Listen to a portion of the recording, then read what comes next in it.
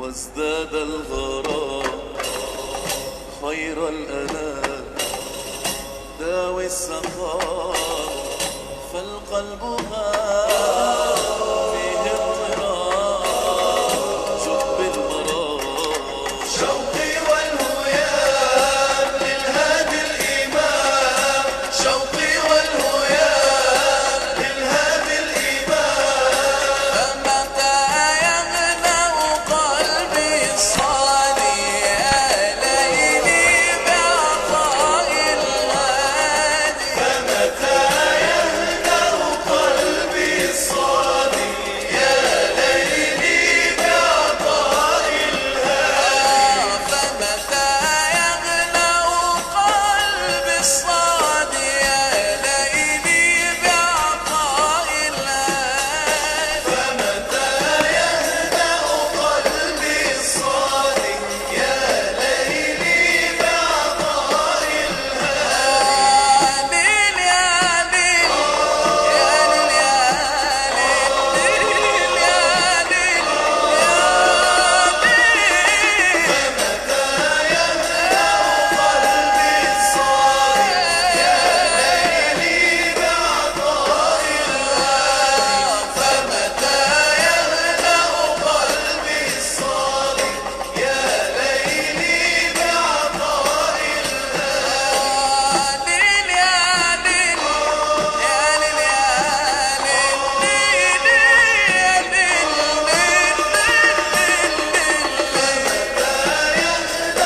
قلبي الصاني يا ليلي بعطاء الهادي فمتى يهدأ قلبي الصاني يا ليلي بعطاء الهادي يا ليل يا ليل مهجتي باد الناس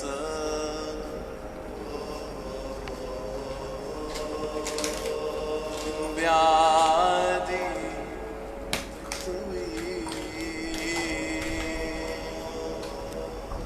من بعادي تكتوي مهجتي باد الناس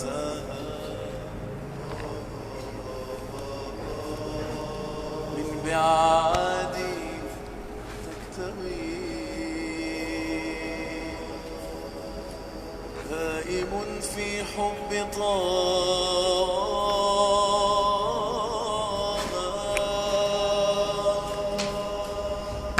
عاشق لا يرتوي عاشق لا يرتوي لا لا لا لا لا لا لا لا لا لا يرتوي لا لا لا لا لا لا لا لا لا يرتوي لا لا لا لا لا لا لا لا يرتوي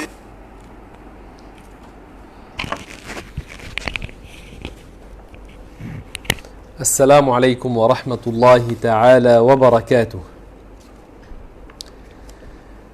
بسم الله الرحمن الرحيم.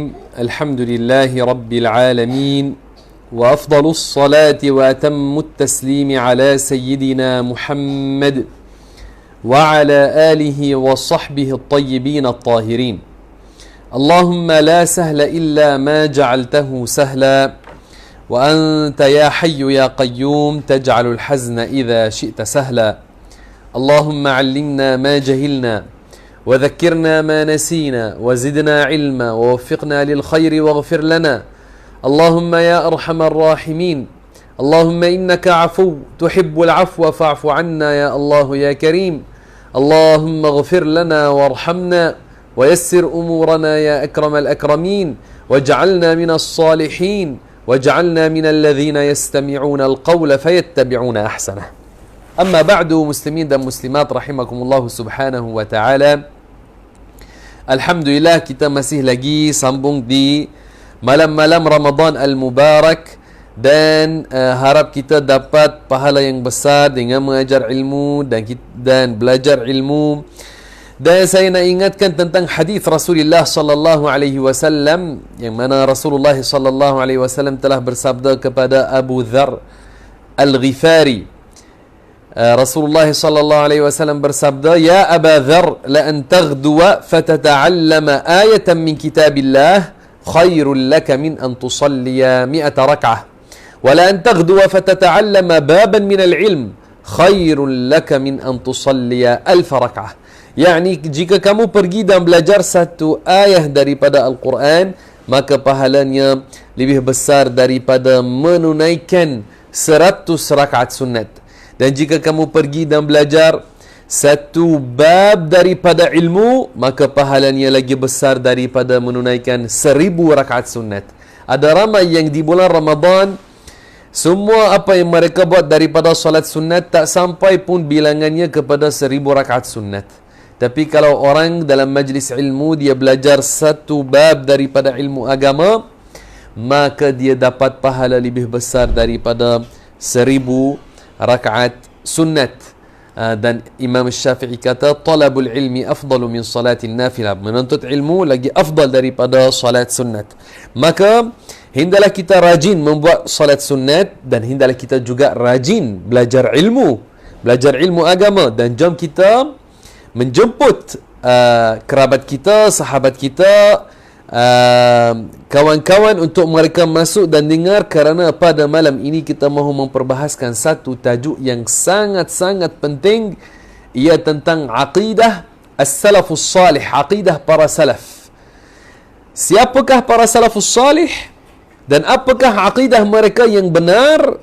Dan kita nak tunjukkan bahawasanya aqidah mereka adalah sama dengan aqidah Asy'ariyah dan Maturidiyah Ahlus Sunnah wal Jamaah pada malam ini insya-Allah taala. Kerana ini saya nak minta daripada ikhwan dan akhwat, daripada para muslimin dan muslimat, setiap orang menjemput tag dan menjemput sekurang-kurangnya 10 orang. Dan insya-Allah taala kita akan mula syarahan. Dan apabila kamu share dan menjemput orang, kamu niat lillahi ta'ala, niat lillahi ta'ala, kamu buat amalan ini pada malam-malam Ramadan untuk kamu dapat pahala, dan tunjukkan orang lain cara untuk buat kebaikan di bulan Ramadan. Barakallahu fikum.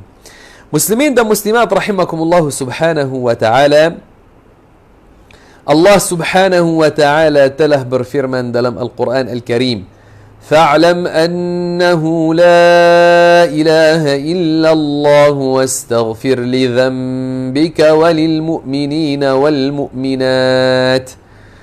Ayat ini ada padanya suruhan untuk tetap ke atas pengetahuan bahawasanya tiada Tuhan melainkan Allah. Dan suruhan ini didahulukan atas suruhan dengan istighfar. Istighfar itu berkait dengan amalan. Adapun suruhan yang pertama, ia berkait dengan aqidah. Rasulullah sallallahu alaihi wasallam dia telah mengajar kepada para sahabat aqidah yang benar. Dan aqidah yang benar dalilnya daripada Quran, daripada hadis yang sahih, dan dalil akal menyokong kebenaran aqidah Islam, aqidah yang diajar oleh Rasulullah sallallahu alaihi wasallam. Maka aqidah kita terbina atas dalil-dalil yang kokoh, yang kuat, yang mantap. Maka alhamdulillah kita Ahlus Sunnah wal Jamaah ikut dalil.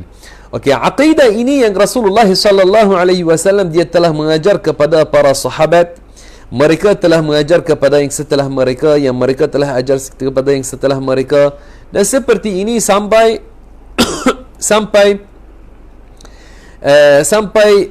kepada zaman kita sekarang.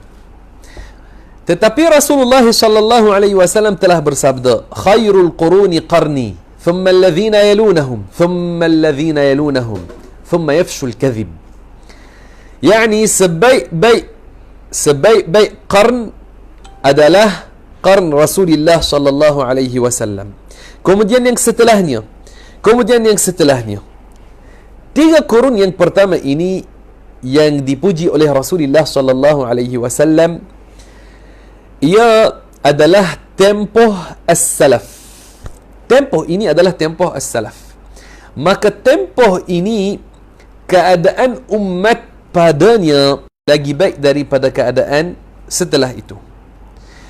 Sesiapa yang hidup daripada orang-orang Islam pada tempoh itu, mereka dinamakan as-salaf. As-salaf. Dan sesiapa yang datang setelah itu daripada umat Islam, mereka dinamakan al-khalaf. Okey, maka jelas kalau kita kata as-salaf, mereka orang-orang Islam yang hidup pada 3 kurun hijriyah yang pertama. 1 qarn adalah 100 tahun, seperti mana disebut oleh Al-Hafidh Ibn Asakir dalam kitabnya Tabyinu Kadhibil Muftari. Dalam kitabnya Tabyin Kadhib Al-Muftari, dia telah menyebut bahawasanya 1 qarn adalah 100 tahun. Maka mereka orang-orang Islam yang hidup pada 300 tahun yang pertama, mereka adalah as-salaf. Dan kita panggil orang-orang salih di antara mereka, kita panggil mereka as-salafus salih. Maka termasuk dalam tempoh itu para sahabat, para tabi'in, para atba'ut tabi'in. Termasuk dalam tempoh itu 4 imam yang masyhur, Imam Abu Hanifah, Imam Malik, Imam Syafi'i, Imam Ahmad ibn Hanbal. Termasuk juga Al-Imam Abu Hasan Al-Ash'ari, Al-Imam Abu Mansur Al-Maturidi, dan ramai lagi daripada para ulama yang besar. Maka apabila kita cakap tentang aqidah as-salaf, apakah aqidah as-salafus salih? Aqidah as-salaf ia bukan lain dengan aqidah Rasulullah sallallahu alaihi wasallam, bahkan ia aqidah yang diajar oleh Rasulullah sallallahu alaihi wasallam, dan ia bukan lain daripada aqidah yang diajar oleh ulama Ahlus Sunnah wal Jamaah sekarang. Bahkan ia adalah aqidah yang sama. Satu aqidah Ahlus Sunnah wal Jamaah yang diajar oleh Rasulullah sallallahu alaihi wasallam. Hendaklah diketahui bahawasanya Ahlus Sunnah wal Jamaah dalam usul al-aqidah, dalam asas aqidah, tak ada khilaf di antara mereka. Tidak ada khilaf dalam usul. Tak ada khilaf di antara Ahlus Sunnah wal Jamaah bahawasanya Allah Ta'ala ada, tidak ada permulaan bagi kewujudannya, tiada akhir bagi kewujudannya. Allah tidak seperti sesuatu, Allah tidak memerlukan sesuatu, Allah ada tanpa tempat, Allah maha berkuasa ke atas setiap sesuatu, Allah Ta'ala maha berkehendak, Allah Ta'ala maha hidup, Allah Ta'ala bersifat dengan sifat al-kalam, dan kalam Allah tidak seperti kalam ciptaan, dan Allah Ta'ala dia maha mendengar dan maha melihat tanpa anggota badan, tanpa telinga, tanpa mata.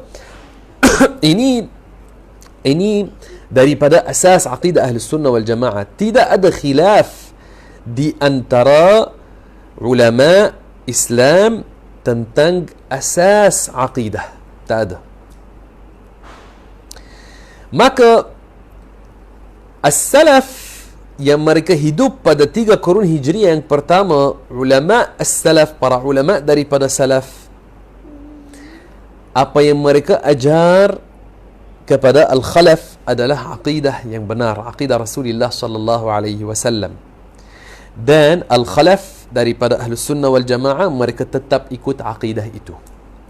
Kenapa kita sebut ini? Kerana zaman sekarang ada setengah orang mereka cuba untuk mewahamkan, ada yang cuba untuk mewahamkan kepada orang awam bahawasanya aqidah as-salaf lain dengan aqidah Asy'ariyah dan Maturidiyah, lain dengan aqidah yang diajar oleh Asy'ariyah Maturidiyah zaman sekarang. Ini adalah satu hilah yang jatuh dalamnya orang yang jahil. Adapun orang yang ada ilmu, dia tidak jatuh dalam ini. Kenapa mereka kata seperti ini? Ini setengah golongan sesat, seperti golongan yang mereka namakan diri mereka dengan salafiyah, tapi mereka ini bukan ikut salaf. Mereka ini mereka ini golongan hakikah mereka ini golongan mujassimah, golongan yang mempercayai bahawasanya Tuhan jisim dan dia beranggota badan dan dia seperti ciptaan. Tapi golongan ini mereka namakan diri mereka dengan salafiyah untuk mewahamkan kepada orang awam seolah-olah mereka ikut para salafus salih, sedangkan mereka tidak ikut salafus salih. Siapa yang mereka ikut? Mereka ikut Ibn Taymiyah, mereka ikut Muhammad ibn Abdul Wahhab, mereka ikut Ad-Darimi itu Al-Mujassim, mereka ikut setengah daripada ini golongan mujassimah yang terkenal dalam sejarah. Tapi untuk mereka mahu konon-kononnya menutupkan keaiban mereka supaya tidak dikatakan tentang mereka mujassimah. Mereka kata kami ini salafiyah. Mereka kata kita ikut salaf.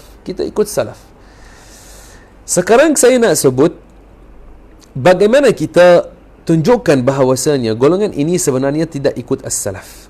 Kita tengok kepada golongan yang zaman sekarang namakan diri mereka dengan salafiyah, yang mereka tolak mengajar tentang sifat 20.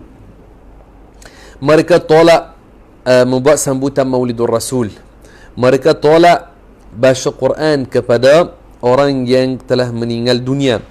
Mereka tolak talqin dan banyak perkara lagi. Tapi kita mahu cakap tentang perkara yang berkait dengan asas aqidah. Kenapa golongan ini mereka tolak ajar sifat 20? Kenapa? Karena apabila kita syarah tentang sifat 20, kita menjelaskan bahawasanya Allah Ta'ala bersifat dengan mukhalafatuhu lil hawadith. Yani Allah tidak seperti sesuatu. Allah bukan seperti manusia, Allah bukan seperti cahaya, Allah bukan seperti kegelapan. Allah bukan jisim besar seperti gunung, bukan jisim kecil seperti habuk atau semut. Allah tidak bersifat dengan anggota-anggota badan seperti mata, telinga, tangan, kaki. Bahkan Allah Maha Suci daripada bersifat dengan sifat makhluk. Allah berfirman dalam surat Asy-Syura, "Laisa kamithlihi syai'." Laisa kamithlihi syai', yakni Allah tidak seperti sesuatu. Maka jelas daripada Al-Quran. Adakah as-salaf akan membawa aqidah yang bercanggah dengan Al-Quran? Tidak. Maka golongan ini yang namakan diri mereka salafiyah pada zaman sekarang, sedangkan mereka tidak ikut as-salaf. Mereka ikut Ibn Taymiyah yang dia mati pada qarn yang ke-8 Hijriyah. Qarn yang ke-8 Hijriyah. 728 Hijriyah. Jadi dia mati dalam qarn yang ke-8 Hijriyah. Yani ada di antara dia dan as-salaf yang benar jarak hampir 500 tahun di antara dia dan as-salaf. Maka dia tidak dikira daripada as-salaf. Walaupun pengikut-pengikutnya mereka kata kita ini salafiyah dan kita ikut as-salaf, sedangkan mereka ikut dia. Kemudian mereka ikut Muhammad ibn Abdul Wahhab yang jarak di antara dia, ini Muhammad ibn Abdul Wahhab yang mengasaskan pergerakan Wahhabiyah. Maka jarak di antara dia dan as-salaf yang benar 300 tahun yang pertama Hijriyah, itu jarak panjang, hampir ada di antara dia dan as-salaf yang benar hampir 1100 tahun atau lebih. Maka walaupun pengikutnya yang mereka mempercayai tajsim, mereka mempercayai bahawasanya Allah seperti ciptaan, mereka mempercayai bahawasanya Allah beranggota badan, mereka kata Allah Ta'ala ada baginya anggota tangan, anggota kaki, anggota mata, dan mereka mempercayai bahawasanya Tuhan jisim besar, dia duduk atas di langit. Wal'iyadhu billahi ta'ala. Ini bukan akidah orang Islam. Akidah orang Islam, Allah tidak seperti sesuatu dan tidak memerlukan tempat, tidak memerlukan langit, tidak memerlukan bumi, tidak memerlukan arah. Bahkan Allah ada tanpa tempat dan tanpa arah. Seperti mana kita telah syarah sebelum ini tentang aqidah Ahlus Sunnah wal Jamaah, dan kita telah tunjukkan kitab-kitab ulama Melayu mana mereka sebut Allah ada tanpa tempat. Maka Golongan ini yang mereka namakan diri mereka Salafiyah zaman sekarang, sedangkan mereka adalah Wahhabiyah. Aqidah mereka lain dengan aqidah para salaf yang benar. Apakah buktinya? Kita nak bagi sedikit bukti, tapi kita nak bagi yang simple dan jelas. Simple dan jelas. Okey. Orang yang mahu tahu apakah aqidah as-salaf dan mahu bandingkan aqidah golongan ini yang dinamakan Salafiyah zaman sekarang, tapi kita tak namakan mereka Salafiyah, kita namakan mereka dengan Wahhabiyah. Okey, yang nak tahu apakah aqidah salaf yang benar dan nak bandingkan aqidah golongan ini dengan aqidah as-salaf, apakah dia boleh buat? Ambil kitab namanya Al-Aqidatut Tahawiyah. Kitab masyhur, ditulis oleh para ulama as-salafus salih, ditulis oleh Al-Imam Abu Ja'far Ahmad Ibn Salamah At-Tahawi, yang dia alim yang besar, yang dia lahir pada qarn yang ketiga Hijriyah dan wafat pada awal yang keempat. Dan kitabnya ini masyhur di timur dan di barat, di tanah Melayu dan di tanah Arab dan di banyak negara Islam. Kalau kita sebut depan penuntut ilmu, kitab Al-Aqidah Tahawiyah sangat terkenal. Diterima kitab ini oleh semua para ulama Islam, kerana ada dalamnya kesimpulan aqidah Ahlus Sunnah wal Jamaah daripada para as-salafus salih.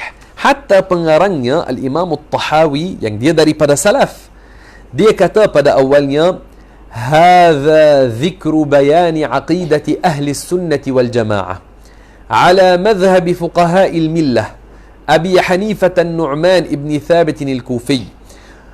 Dan dia sebut dua sahabat Abu Hanifah.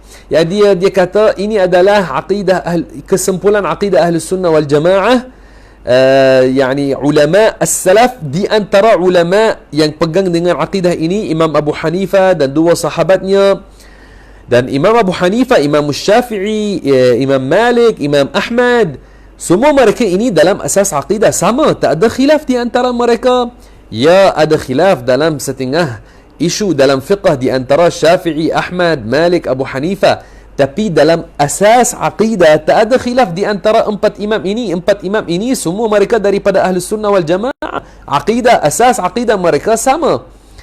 Maka apabila kita datang untuk perbahasan aqidah, walaupun dari sudut fiqh kita ikut madhab Syafi'i, tapi apabila kita bahaskan tentang aqidah, kita akan sebut Syafi'i, Malik, Ahmad, Abu Hanifah dan selain mereka daripada ulama as-salaf as-salih. Okey? Maka dalam kitab Al-Aqidah Tahawiyah, kalau kita tengok apa yang disyarahkan oleh Al-Imam At-Tahawi sendiri. Kata Imam At-Tahawi, di antara apa yang dia kata, ta'ala ayillah 'anil hududi wal ghayat wal arkani والأعضاء والأدوات لا تحويه الجهات الست كسائر المبتدعات ومن وصف الله بمعنى من معاني البشر فقد كفر. Kata beliau, dengar ini, ambil nota, tulis dan hafal. Kata Imam At-Tahawi, Ta'ala, yani maha suci Allah. Ta'ala ayillah عن الحدود والغايات والأركان والأعضاء والأدوات. يعني maha suci Allah Ta'ala daripada sifat-sifat makhluk, sifat-sifat jisim, seperti al-hudud, seperti ada batasan, ada ukuran. Allah Ta'ala tidak bersifat dengan ada batasan dan ukuran kerana ini sifat jisim, sifat makhluk. Yang ada baginya batasan dan ukuran, memerlukan pencipta yang menjadikan dia ke atas batasan dan ukuran tersebut. Ta'ala ilah anil hududi wal ghayat. Al-ghayat itu an-nihayat. Al-ghayat yani penghujung-penghujung. Yang jisim ada baginya penghujung-penghujung. Satu meja ada baginya penghujung daripada depan, daripada empat sisi. Maka ada penghujung-penghujung baginya kerana ia jisim. ada penghabisan baginya. Adapun Allah yang dia bukan jisim, dia tidak bersifat dengan ada baginya penghujung, atau dia juga tidak bersifat dengan ada juzuk baginya atau sebahagian daripadanya. Tak. Muslimin dan muslimat rahimakumullah subhanahu wa ta'ala, kata At-Tahawi, ta'ala ayillah anil hududi wal ghayat wal arkan. Al-arkan itu yakni Allah Maha Suci daripada bersifat dengan sisi-sisi, sisi kanan, sisi kiri. Saya ada sisi kanan, sisi kiri. Tapi apabila buat live streaming ini, jadi terbalik. Kamu nampak sisi kanan dan sisi kiri terbalik pada skrin kamu. Subhanallahil azim. Okey. Maka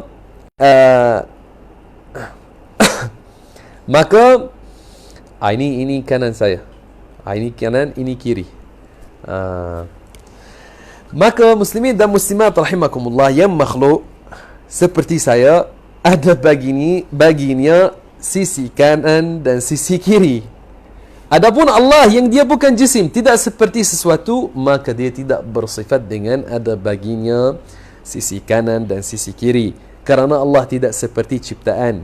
Muslimin dan muslimat, lagi kata Imam At-Tahawi, wal a'dha wal adawat. Maha suci Allah daripada al-a'dha. Al-a'dha itu anggota-anggota badan yang besar, al-a'dha. Wal adawat, anggota-anggota badan yang kecil. Anggota-anggota badan yang kecil. Maka anggota badan yang besar seperti tangan dan kaki. Anggota yang kecil seperti gigi dan kuku, itu anggota-anggota yang kecil. Allah Ta'ala, dia Maha Suci daripada bersifat dengan anggota besar dan anggota kecil. Ini adalah aqidah as-salaf. Maka sangat jelas Imam At-Tahawi menyucikan Allah daripada bersifat dengan sifat-sifat jisim, daripada bersifat dengan anggota-anggota badan. Adapun golongan yang zaman sekarang namakan diri mereka Salafiyah, sedangkan mereka ikut Muhammad ibn Abdul Wahhab dan Ibn Taymiyah, mereka ini mempercayai bahwasanya Allah beranggota badan, dan mereka kata kita kena pegang dengan zahir ayat-ayat dalam Al-Quran semuanya, dan kita tidak boleh buat takwilan. Mereka mempercayai bahwasanya Allah ada baginya batasan. Bahkan mereka kata dia duduk atas arash, dan ada di antara mereka yang kata dia duduk bersila atas arash. Mana aqidah as-salaf yang benar, dan mana aqidah golongan ini yang mereka namakan diri mereka dengan Salafiyah zaman sekarang, sedangkan mereka adalah golongan teroris yang mereka membawa aqidah-aqidah selain aqidah Asy'ariyah dan Maturidiyah, dan mahu sebarkannya di antara orang awam. Maka yang mahu kata tentang dirinya saya ikut as-salaf hendaklah apa yang dia kata berselari dengan ini yang disebut oleh Al-Imam At-Tahawi. Hendaklah aqidah dia ini berselari dengan apa yang disebut oleh Al-Imam At-Tahawi dalam kitabnya Al-Aqidah At-Tahawiyah. Muslimin dan muslimat rahimakumullah, muslimin dan muslimat rahimakumullah subhanahu wa ta'ala, lagi Imam At-Tahawi kata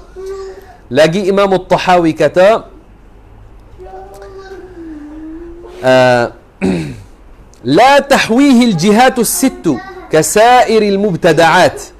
لا تحويه الجهات الست كسائر المبتدعات. Apa makna لا تحويه الجهات الست?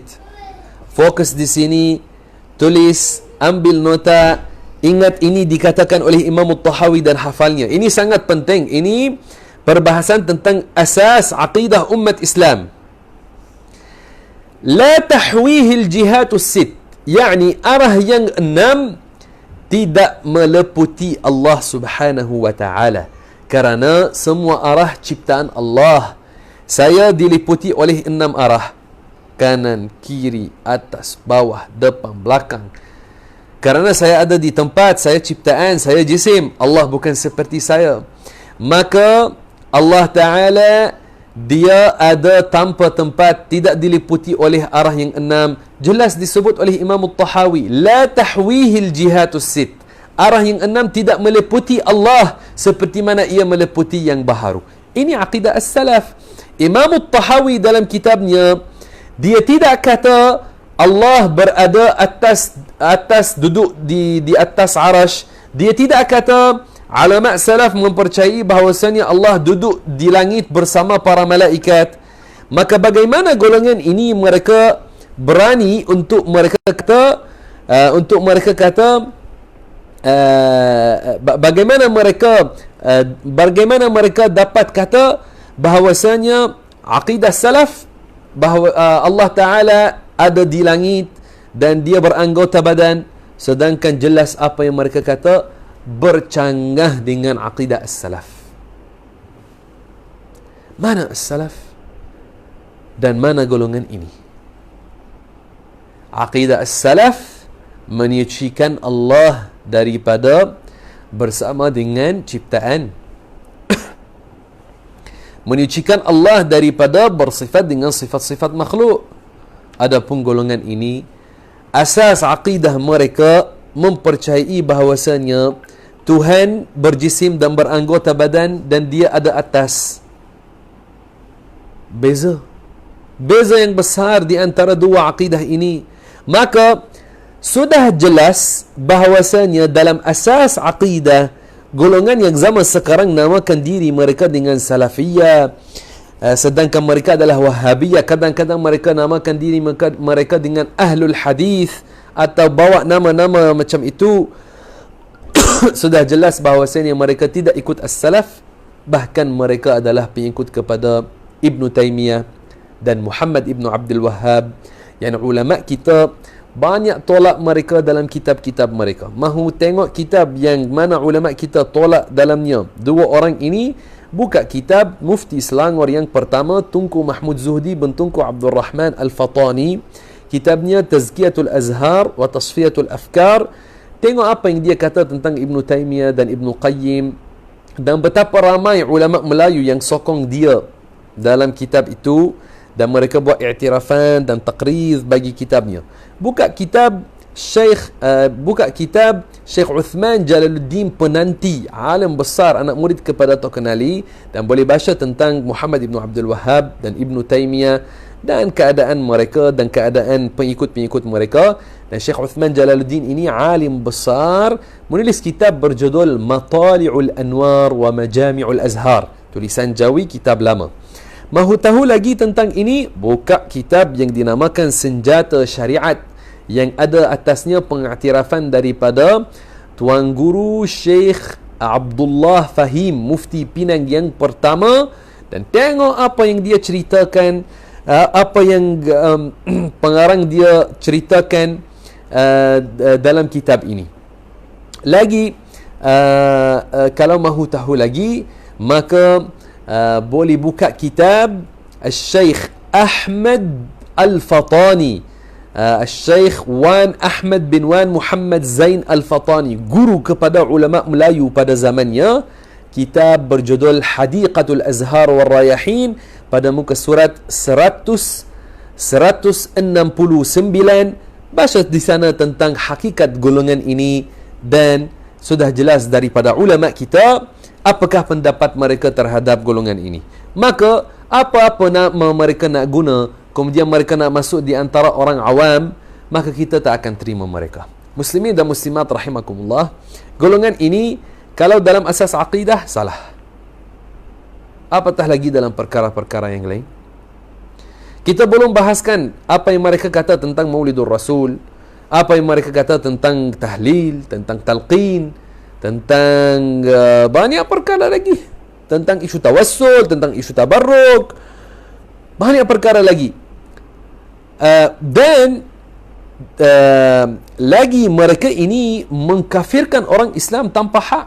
Hatta ada di antara mereka yang mereka kata yang belajar sifat 20 dia musyrik. Ini yang mereka kata. Ada dalam YouTube, ada dalam social media video-video mereka yang banyak tengok apa yang mereka kata tentang mereka yang belajar sifat 20. Ada di antara mereka yang kata yang belajar sifat 20 dia tidak tahu tauhid, dia bukan mukmin, wal iyadzu billahi taala. Yani mereka mengkafirkan Ahlus Sunnah wal Jamaah, mengkafirkan para Asy'ariyah Maturidiyah wal iyadzu billahi taala. Kemudian mereka kata kita mahu hapuskan bid'ah, kita mahu kembalikan Islam kepada asalnya. Itu adalah title-title yang mereka membawa. Tapi kita telah melihat natijah pemikiran ini yang pemikiran yang diguna oleh golongan-golongan teroris pelampau seperti yang dinamakan dengan ISIS, seperti seperti golongan seperti ini yang mereka dakwa diri mereka berjihad dan mereka panggil pemuda-pemuda menyertai mereka, sedangkan mereka golongan teroris membawa anak-anak umat kita dan menggunakan mereka sebagai alat untuk menghancurkan negara-negara Islam dan membunuh orang-orang Islam tanpa hak. Dan kita telah melihat apa yang telah berlaku di Syria, apa yang telah berlaku di Iraq, apa yang telah berlaku di banyak negara. Apa kesan golongan ini atas umat Islam? Maka yang mahu jaga anak dia, mahu jaga ahli keluarga dia, hendaklah dia pegang dengan akidah Ahlus Sunnah wal Jamaah dan menjelaskan kepada mereka apakah makna Ahlus Sunnah wal Jamaah dan apa beza di antara Ahlus Sunnah wal Jamaah, salaf yang benar dan mereka yang mengaku diri mereka sebagai salafiyah sedangkan mereka adalah golongan yang sesat. Muslimin dan muslimat, harap syarahan ini yang kita sampaikan pada malam ini kamu kongsikan lagi dengan kawan-kawan dan sahabat-sahabat, dan kongsikan video ini supaya dapat mempertahankan akidah Ahlus Sunnah wal Jamaah dan menyampaikan apa yang benar kepada masyarakat. Okey, untuk malam ini kita mahu sambung bacaan dalam kitab Mukhtasar. Maka yang belum dapat salinan hendaklah dia download salinan daripada Telegram. Okey. Dan perbahasan kita pada malam ini kita nak sambung tentang syarat-syarat sah mengikut imam dalam salat. Semalam kita telah bahaskan tentang setengah daripada syarat-syarat itu. Malam ini kita mahu sambung. Muka surat 59. Okey. Harap pegang pen, ambil nota tentang syarahan yang kita akan sebut. Kata pengarang, wa alla yahula bainahuma hailun yamna'u al-istitraq, dan hendaklah tidak ada di antara keduanya penghalang yang menghalang laluan. Okey, di antara syarat sah mengikut imam, hendaklah tidak ada di antara imam dan makmum sesuatu yang menghalang daripada sampai kepada daripada sampai kepada imam. Ini jika seorang jika ini bukan dalam masjid, mereka tidak jika mereka salat di selain masjid, bukan dalam masjid dua-dua mereka di selain masjid, maka syarat ini bagi selain masjid. Okey. Adapun masjid semuanya dikira sebagai satu tempat. Tetapi kalau di luar masjid, hendaklah tidak ada di antara si imam dan makmum yang ada di belakangnya penghalang yang menghalang makmum daripada lalu kepada imam atau menghalang daripada melihat imam. Maka kalau contoh solat di satu rumah dan rumah ini ada dua bilik, maka jika seorang solat di satu bilik, seorang yang lain solat di bilik yang lain, dan ada pintu yang dikuncikan di antara dua-dua mereka ini, maka pintu ini menghalang daripada lalu kepada imam. Maka tidak sah walaupun pintu itu boleh melihat imam daripadanya kerana contoh ada tingkap kaca dalamnya. Tetapi apabila ia ditutup, maka apabila ia ditutup pintu itu, maka ia dikira penghalang. Tidak boleh si makmum lalu kepada imam.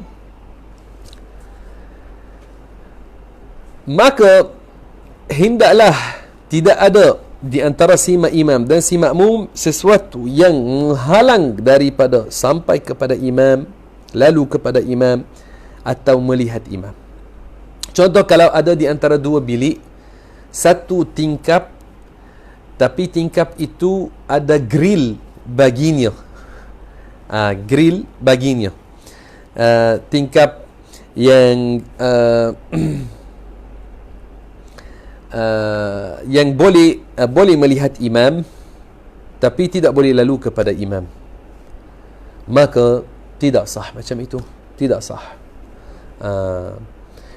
Juga tingkap yang tinggi yang menghalang daripada lalu kepada imam, tapi seorang boleh melihat imam, itu tidak sah seperti ini.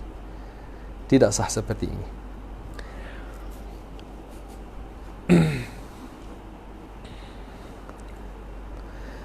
Maka ini syarat adalah di selain masjid. Di selain masjid. Ada lagi detail. Mungkin ada muslimin dan muslimat yang mahu tanya, ada soalan tentang ini. Ada lagi detail, tapi kita syarah sekarang kitab yang ringkas. Nanti insya-Allah jika kita dapat syarah kitab yang besar, kita bagi lagi detail tentang ini. Okey, syarat yang seterusnya kata pengarang, wa an yatawafaqa nazmu salatayhima. Wa an yatawafaqa nazmu salatayhima fala tasihhu qudwatu musalli al-fard khalfa salati al-jinazah. Dan hendaklah aturan salat bagi kedua-duanya saling bermuafakat. Maka tidak sah salat seorang yang melakukan salat fardu mengikut orang yang melakukan salat jenazah. Ayah, salat si makmum dan si imam hendaklah aturannya bermuafakat. Aturannya bermuafakat supaya sah si makmum mengikut si imam. Tetapi kalau aturannya tidak bermuafakat, dengan mana? Kalau si imam dia buat salat jenazah dan seorang mahu salat fardu zuhur, maka aturan dua salat ini, salat jenazah dengan salat zuhur lain.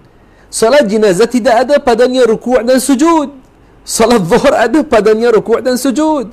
Maka tidak sah orang yang mahu salat zuhur dia mengikut orang yang mahu buat salat jenazah. Ini adalah maksud. Ini adalah maksud. Bukan maksud di sini bukan maksud di sini bahawasanya jika seorang dia contoh buat salat, dia buat salat zuhur dan orang dia mahu buat contoh qada asr. Bukan maknanya kalau diikutnya tidak sah. Kerana di sini sah kalau ikut. Tapi walaupun sah seorang yang buat qada mengikut orang yang membuat ada sah, tetapi kata ulama al-infiradu afdalu. Al-infiradu afdal, yani seorang salat berseorangan dalam keadaan ini lagi afdal, tapi sah kalau dibuat.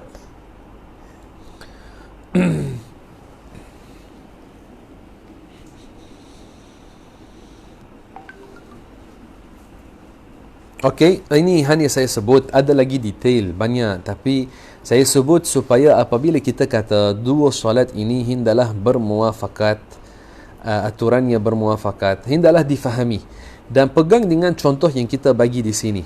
Jangan seorang dia bagi contoh, dia pop up contoh sendiri yang mana dia tak dengar daripada ahli ilmu. Kekal dengan contoh yang kita sebut dalam kitab. Okey? kata pengarang, wa an la yukhalif al-imam fi sunnatin tafhushu al-mukhalafatu fiha fi'lan ka tashahhud al-awwal ay julusihi wa tarkan ka sujud as-sahw. Dan hendaklah seseorang itu tidak menyalahi imam pada perbuatan sunat yang mana perselisihan itu menjadi amat ketara, seperti melakukan tasyahud awal, iaitu duduk tasyahud awal, dan meninggalkannya perbuatan sunat seperti dan meninggalkannya perbuatan sunat seperti sujud sahwi.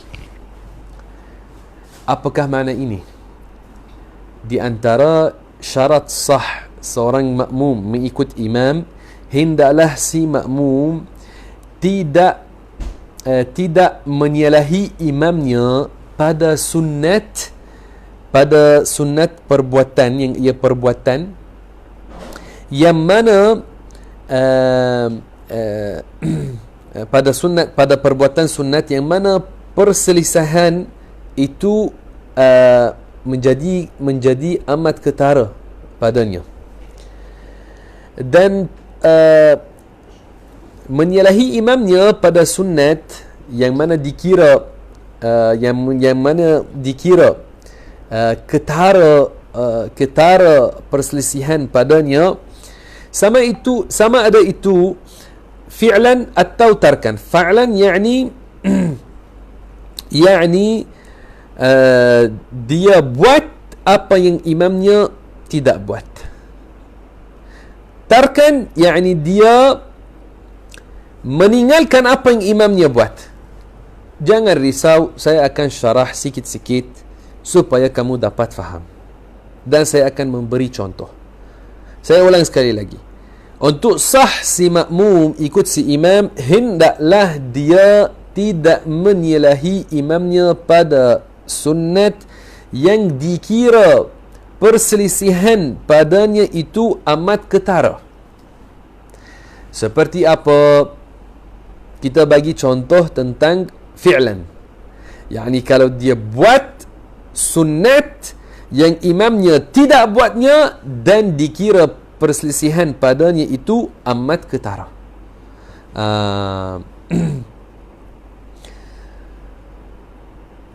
Contohnya, kalau si imam meninggalkan tasyahud yang pertama, dan kamu tahu bahawasanya tasyahud yang pertama, contoh pada salat zuhur, maka ia adalah sunat.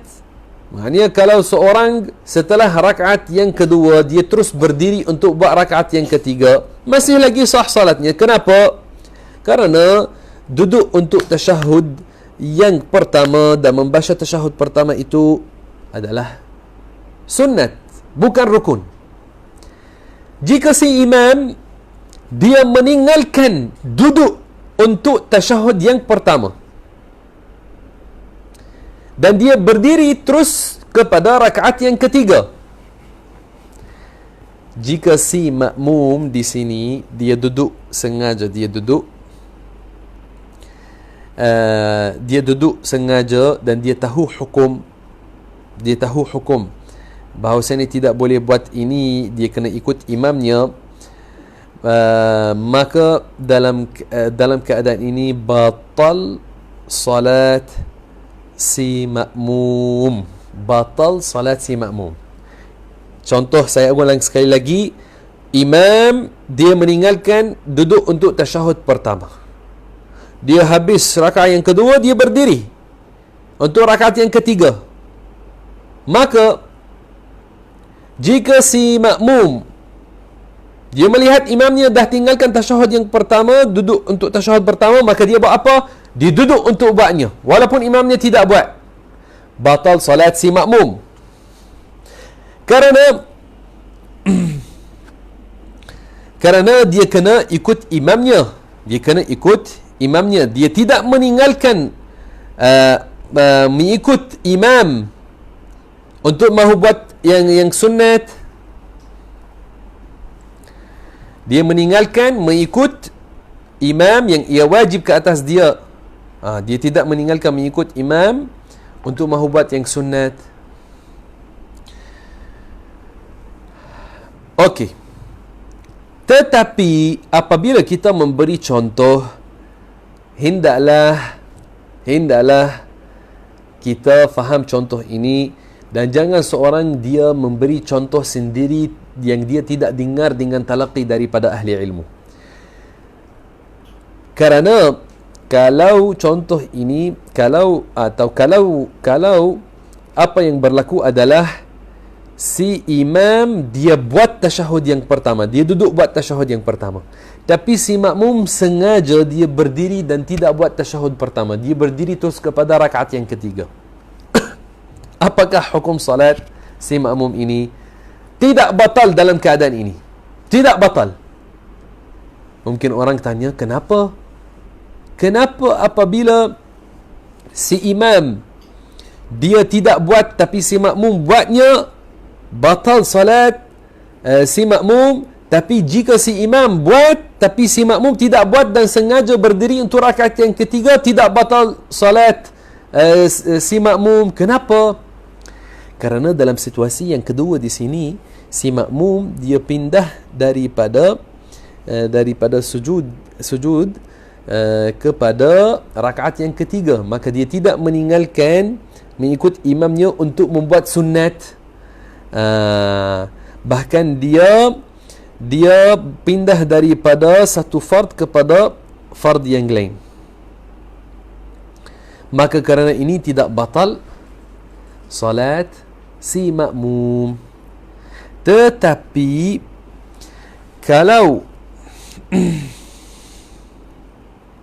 kalau si makmum dia berdiri kepada rakaat yang ketiga kerana lupa, bukan sengaja. Imamnya duduk buat tasyahud yang pertama, tapi si makmum dia berdiri kerana dia lupa, bukan sengaja dia berdiri. Ada beza di antara berdiri sengaja dan berdiri kerana lupa. Kalau berdiri kerana lupa, kena balik muafakat dengan imam. Kalau orang berdiri kerana lupa, dia buat apa? Dia kembali untuk bermuafakat dengan imam.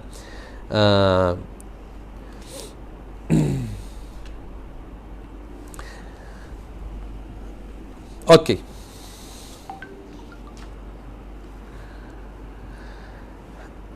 Contoh yang lain tentang tarkan, tentang meninggal apa yang imam buat. Seperti apa? Seperti sujudus sahwi. Sujudus sahwi itu adalah sunat.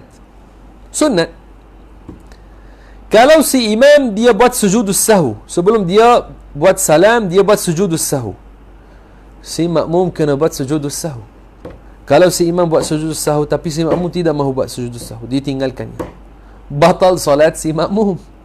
Batal salat si makmum kalau dia tidak buat sujudus sahwi.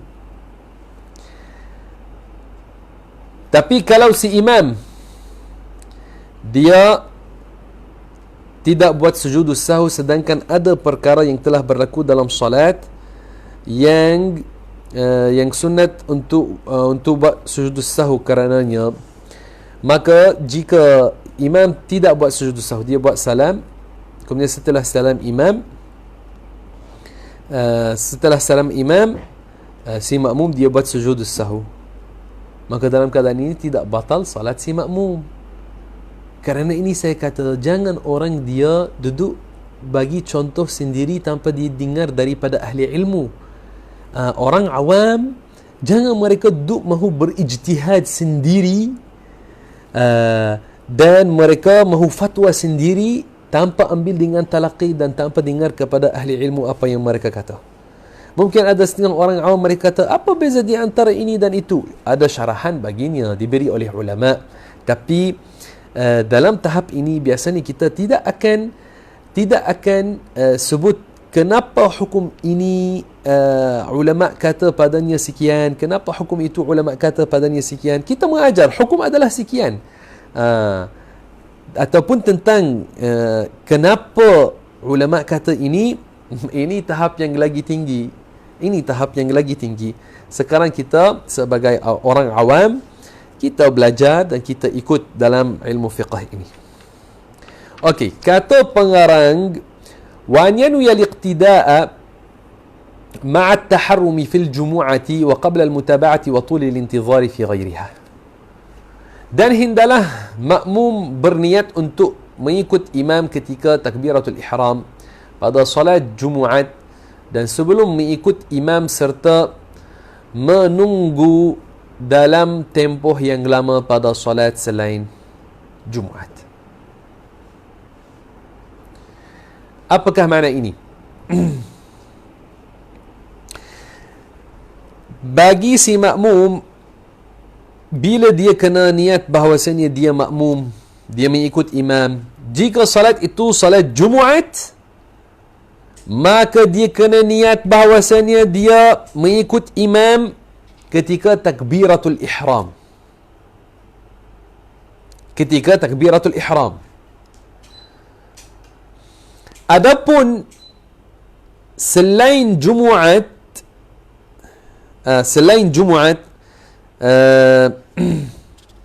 seperti salat 5 waktu, seperti salat 5 waktu, salat zuhur, salat asr, salat maghrib. Jika seorang dia adalah makmum, maka bila dia niat bahawasanya dia makmum, okey, sini harap fokus supaya difahami apa yang kita nak sebut.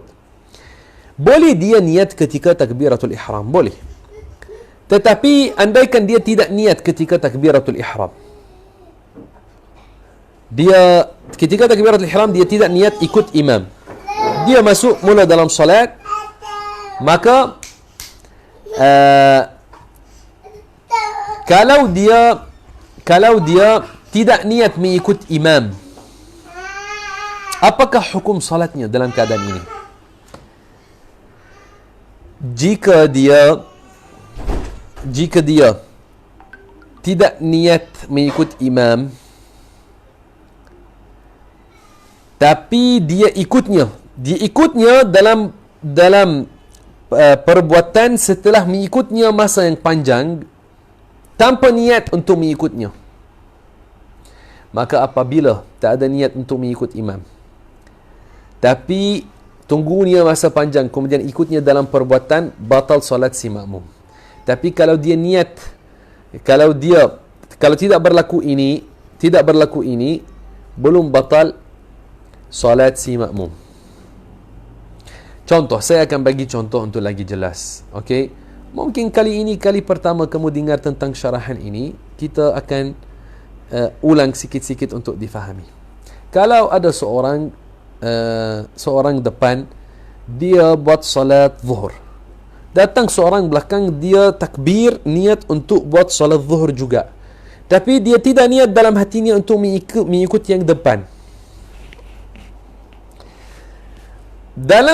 Sekarang okey, dia dah masuk dalam salat, tetapi kalau dia mahu ikutnya, hendaklah dia niat dalam hatinya bahawasanya dia mengikutnya. Jika dia tidak niat untuk mengikutnya dalam hati, tapi dia tunggu dia masa panjang, sampai dia rukuk, maka dia ikutnya dalam rukuk. Apabila dia tunggunya lama, kemudian ikutnya dalam perbuatan, batal salat orang ini kerana dia mengikut orang itu setelah tunggunya panjang tanpa ada niat untuk mengikutnya. Adapun kalau belum berlaku dua perkara ini, dia tidak tunggunya panjang kemudian mengikutnya sengaja dalam perbuatan, belum berlaku dua perkara ini, maka belum batal salat orang itu. Memang isu ini hendaklah orang ulang dan ulang untuk dia faham. Okey, yang tak dapat fahamnya, dia buat apa? Baca dalam kitab, download daripada Telegram, bacanya sekali lagi dan dengar video ini ulang sekali lagi. Buka page, ulang sekali lagi, dengar sekali lagi untuk kamu faham apa yang saya syarah. Kadang-kadang setengah isu apabila seorang kali pertama dengarnya, ada setengah orang tak dapat fahamnya sempurna, tapi kalau dia ulang dan ulang, dia faham. Okey. Kata pengarang, ويجب على الإمام نية الإمامة في الجمعة والمعادة وتسن في غيرهما. Bagi si imam, bila mesti dia niat bahawasanya dia imam dalam salat Jumaat dan dalam salat muadah. Kalau dia imam, dia kena niat bahawasanya dia imam, dia niat bahawasanya dia imam ketika takbiratul ihram pada salat Jumaat. Pada salat Jumaat. Dan wajib juga ke atasnya niat bahawasanya dia imam pada takbiratul ihram dalam salat yang muadah. Salat yang muadah. Apakah salat muadah, nanti kita akan bahaskan. Maka dalam salat Jumaat, si imam kena niat bahawasanya dia imam dalam takbiratul ihram. Juga pada salat muadah. Nanti kita sebut apakah salat muadah. Selain salat Jumaat dan salat muadah, seperti kalau dalam salat zuhur, salat 5 waktu, zuhur, asur, maghrib, isya, maka sunnat bagi seorang imam untuk dia niat bahawasanya dia imam. Andaikan dia tidak niat dirinya imam, dia berdiri, dia niat salat, tapi dia tidak niat dirinya imam, datang orang ikutnya belakang, berdiri, ikut, sah salat. Tapi dia tidak dapat fadilat jamaah apabila dia tidak niat dirinya bahawasanya dia imam. Dia tidak dapat fadilat jamaah, tapi sah salat, ia sah salat. Kata pengarang, wal mu'adatu هي الصلاة التي يصليها جماعة مرة ثانية بعد أن صلاها جماعة أو منفردة. Dan salat al-mu'adah adalah salat yang dilaksanakan secara berjamaah untuk kali kedua setelah seorang itu melaksanakan salat secara berjamaah atau berseorangan. Okey, salat mu'adah itu apa?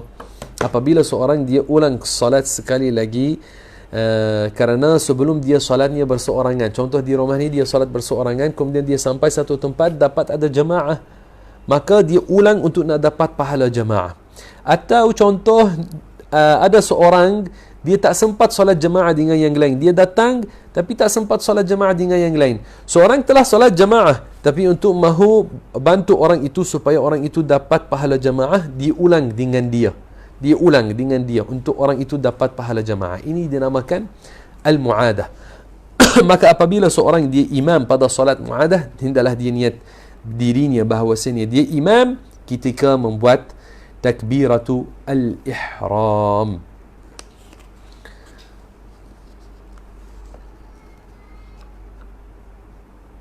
Okey. Maka ini adalah perbahasan tentang syarat-syarat mengikut imam dalam salat. Dan kita malam ini tak akan sempat lagi nak sambung dalam fasal menguruskan jenazah. InsyaAllah kita sambung pada pengajian yang akan datang, insyaAllah. Sampai sini untuk malam ini dalam kitab Mukhtasar. Barakallahu fikum. Tetapi saya mahu bagi zikir, ini ada padanya pahala yang besar seperti mana warid dalam setengah riwayat. Ini bagi yang mahu dapat 1000 hasanah, 1000 hasanah, pahala yang besar. Warid dalam setengah riwayat bahawasanya yakni yang mahu dapat 2 juta hasanah, 2 juta hasanah. Ini warid dalam setengah riwayat. Apakah dia baca? Dia baca ini: La ilaha illallah wahdahu la syarika lah, ahadun ahad, lam yalid wa lam yulad wa lam yakul lahu kufuwan ahad. Hendaklah dia bacanya 11 kali. Apakah dia baca? La ilaha illallah wahdahu la syarika lah, ahadun ahad, lam yalid wa lam yulad wa lam yakul lahu kufuwan ahad. maka pahala yang besar. Sekarang di bulan Ramadan, jangan lepaskan peluang. Kita masih lagi ada pada 10 hari yang akhir daripada bulan Ramadan. Maka hendaklah kita rajin dalam membuat ibadah dan ingat sirah Rasulullah sallallahu alaihi wasallam dan cara para ulama dan salihin, dan ingat bahawa kita akan mati, kita akan masuk dalam al-qabr. Maka hendaklah kita rajin. Barakallahu fikum, jazakumullahu khairan. Jangan lupa membantu dakwah dengan tekan like, tekan follow, activate bell, dan setiap malam jemput orang ramai masuk dan ikut. Dan walaupun bukan secara live, walaupun habis ini, share video ini malam ini dan esok, share video ini dengan kawan-kawan, hantar dalam WhatsApp, share dalam page-page kamu, supaya ilmu ini tersebar dan orang ramai dapat dengar ilmu ahli sunnah wal jamaah. Barakallahu fikum, jazakumullahu khaira, waffaqakumullah. Wassalamualaikum warahmatullahi wabarakatuh. Akramakumullah. Esok harap ramai-ramai para muslimin dan muslimat masuk ramai-ramai. Barakallahu fikum.